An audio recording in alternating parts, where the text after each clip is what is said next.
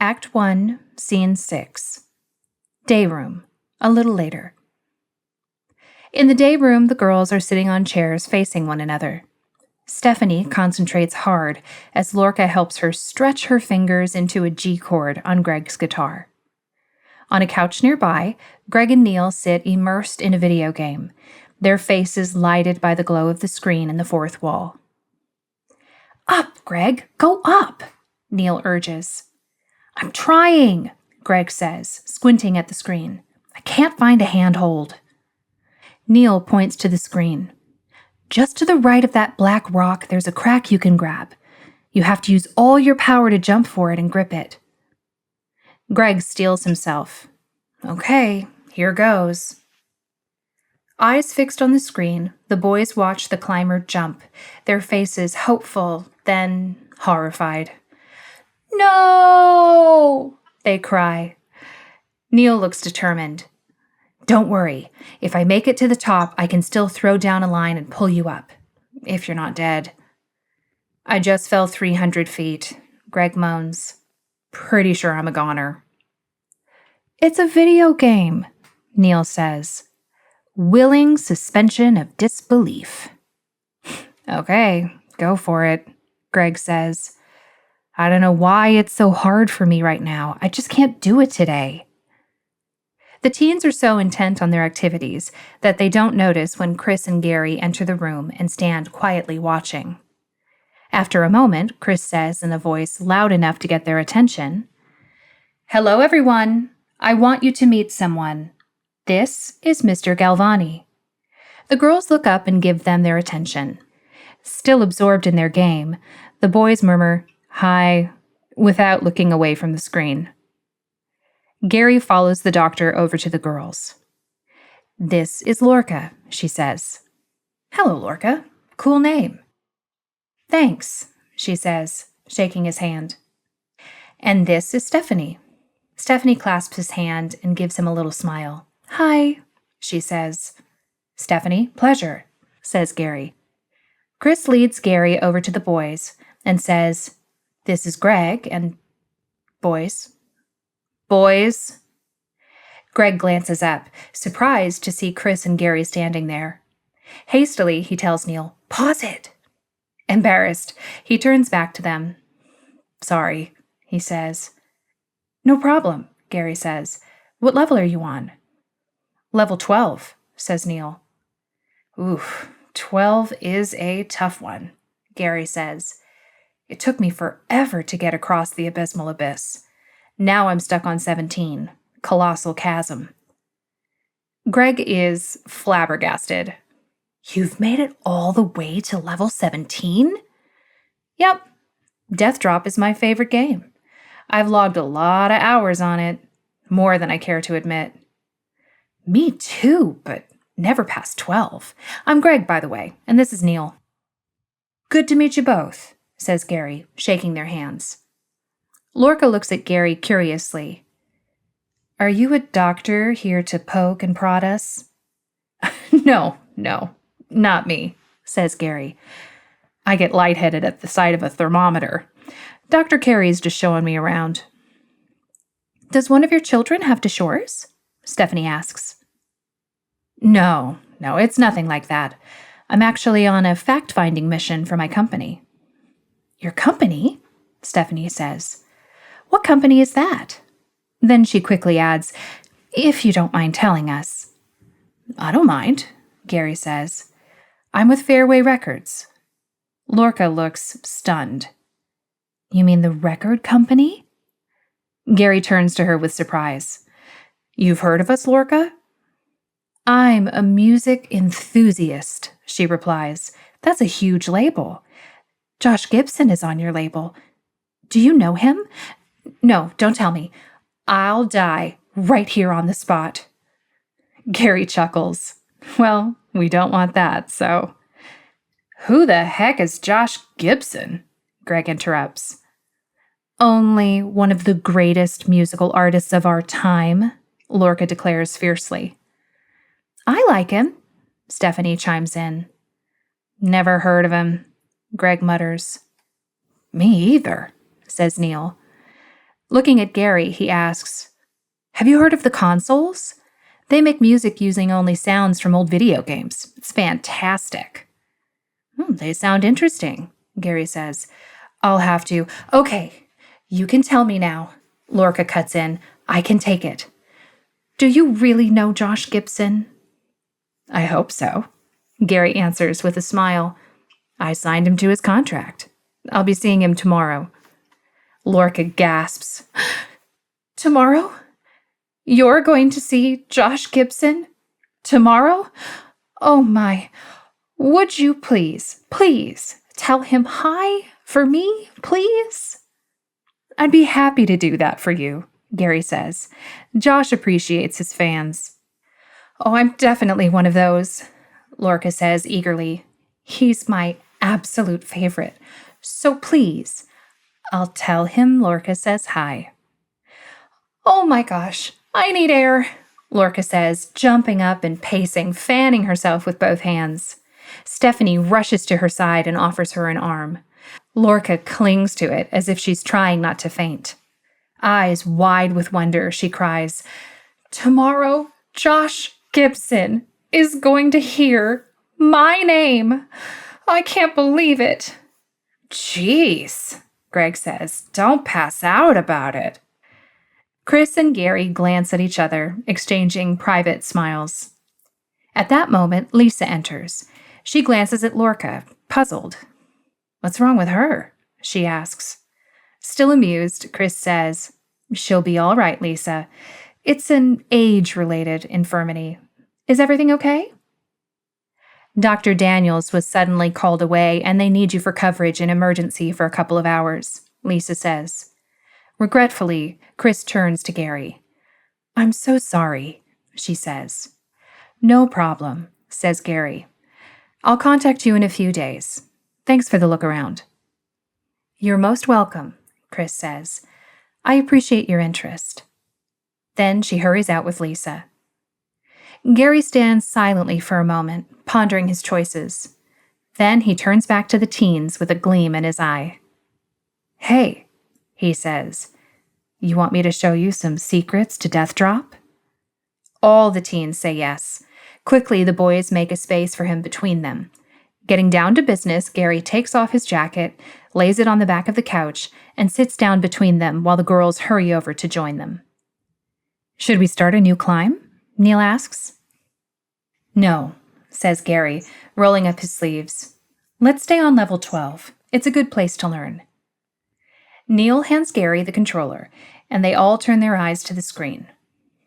Smoothly, Gary manipulates the controls, instructing as he goes. Just like in a real climb, you have to prepare and think ahead. First, you chalk up your climber's fingers, but only as much as is necessary. If you use the right amount of chalk, you won't need as much power to hold on. That means more strength left for big jumps. Watching intently, Greg asks, "How do you know the right amount?" "Unfortunately, the only way to find out is experience," Gary says. Neil groans. "That means a lot of disasters." "Exactly," Gary says. "But you'll figure it out if you don't give up. And there are other things you can do to help your climber. Be sure to keep him hydrated or he'll get weaker faster, but not too much. If his hands get sweaty, he'll slip. You have to find the right balance." Neil nods thoughtfully. "That's like what Dr. Carey is doing. Everything is calculated for maximum benefit." "Sounds like she's really paying attention," Gary says. Greg rolls his eyes. "She's the data queen." "I noticed that about her," Gary says, not unkindly. "Okay, now watch this." All eyes are on the screen as Gary maneuvers the climber to the brink of a yawning ravine, deftly catapulting him to the other side. "What a jump!" Neil exclaims. "I've never been able to leap that far and hang on." "Here's a secret," Gary says. "Don't use your climber's little finger. Hit Option just as he grabs. It makes the grip stronger. But remember, the longer he hangs on, the more power he'll lose. You'll have to time it just right. It takes some coordination, but you'll get it. The more you do it, the easier it becomes. Stephanie is intrigued. How did you learn all this stuff?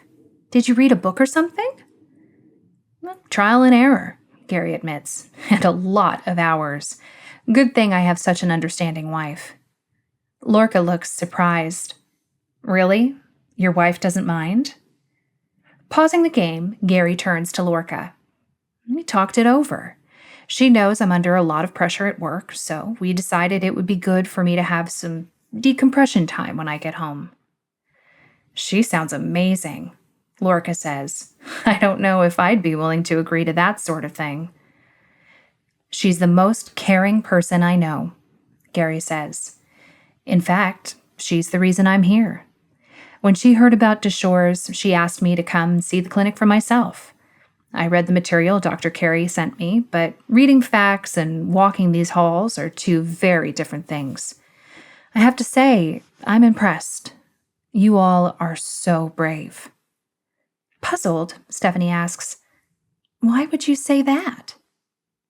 Well, you're basically living in 2 rooms in a hospital with all kinds of restrictions. You've got to have guts to do that. I think I'd be climbing the walls, not just cliffs in a video game. It's hard, Stephanie agrees, but nobody's forcing us to stay. Actually, we had to go through a lot just to get in. And we can leave anytime we want if we decide we can't bear it anymore. I think it's a privilege to be here, Lorca says. At least here I have some hope. Every doctor I saw before gave up on me. They all said the same thing. It's incurable. When I asked about changing my diet, they said it wouldn't make any difference. Just go home and enjoy whatever time you have left. That made me mad. I wasn't about to sit there and let it happen. I went looking. She pauses, recalling the struggle. At first, I couldn't find anything. But then I came across a research article by Dr. Carey that explained the program here. I sold everything and made my way to her door. Applied, went through the screening process, and practically begged for a spot in the next group. Luckily, I got in. Gary listens intently. You took a big risk. But I would have done anything, Lorca says. I want a cure, and Dr. Carey's my only hope. Yeah, Stephanie agrees. No one else is doing anything. Dr. Carey's been at it for years. At least there's a chance she'll have a breakthrough in time, but I wasn't ready for all the testing.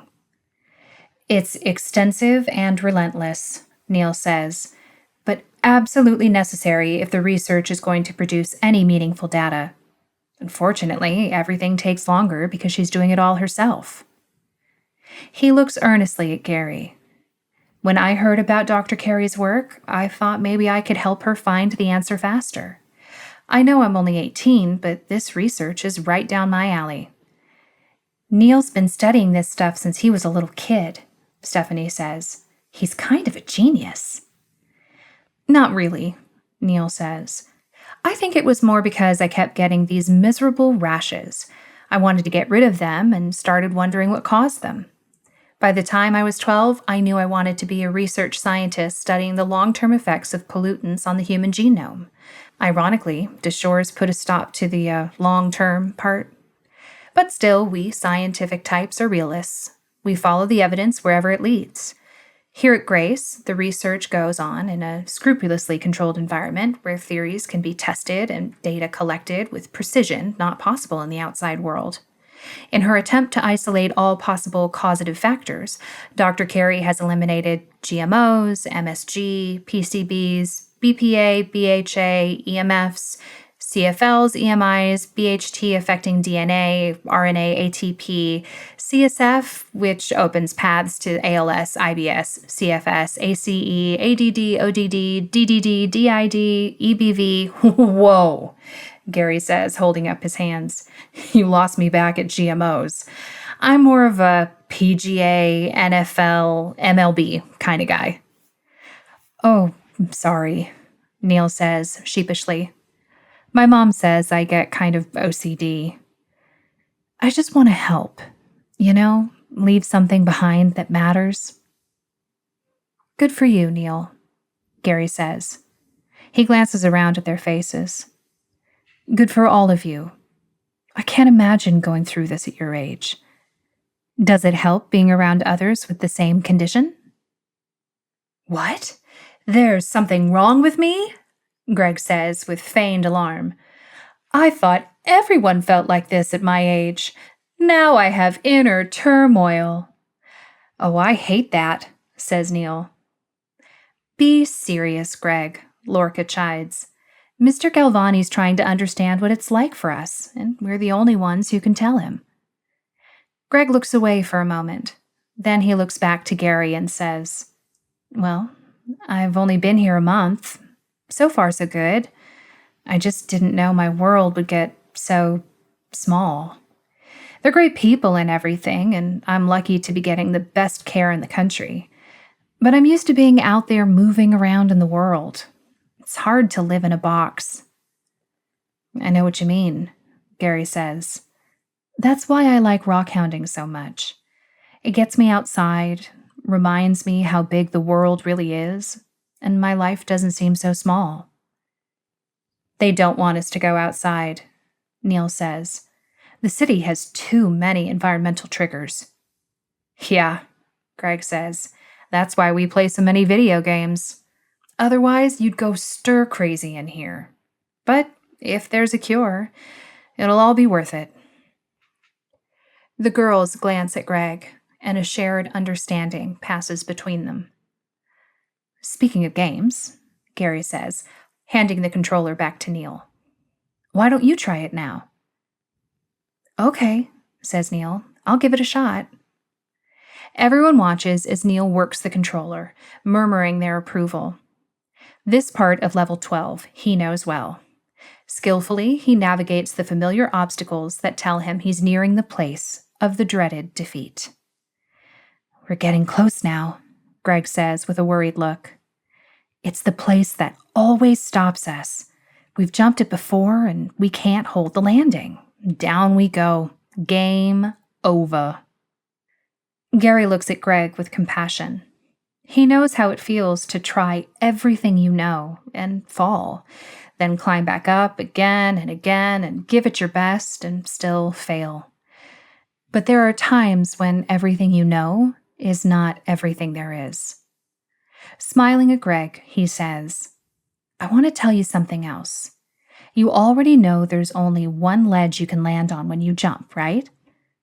Yeah, says Greg, wondering where this is going. But you have multiple choices of handholds, right? Right. And you've tried them all. More times than we can count. And you hang on for dear life and run out of power and fall. Every time, says Greg. Okay, Gary says. Stop and think about that for a minute.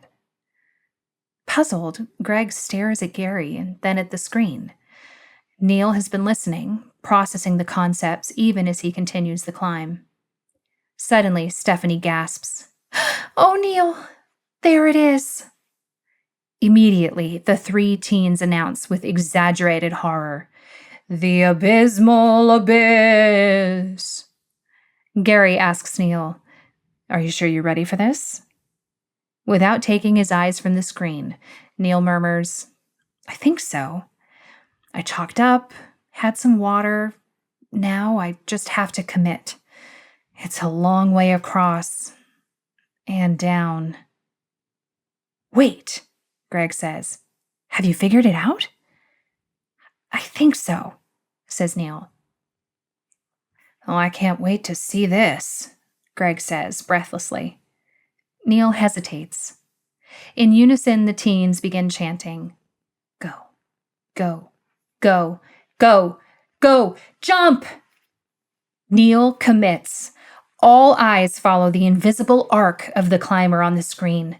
Silence. Then their voices ring out.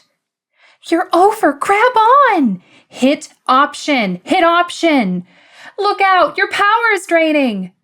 They stare at the screen, anxious as Neil's climber struggles to keep his position on the narrow landing place. A suspenseful moment of teetering on the ledge, hanging on for dear life, just as Gary had said. And then Neil makes a quick move on the controller and does the one thing he's never tried before. "Are you crazy?"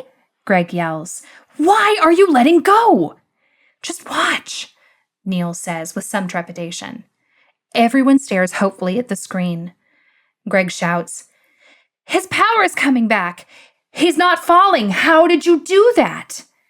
Quickly, Neil says, if he keeps hanging on, he loses all his power, even in his legs.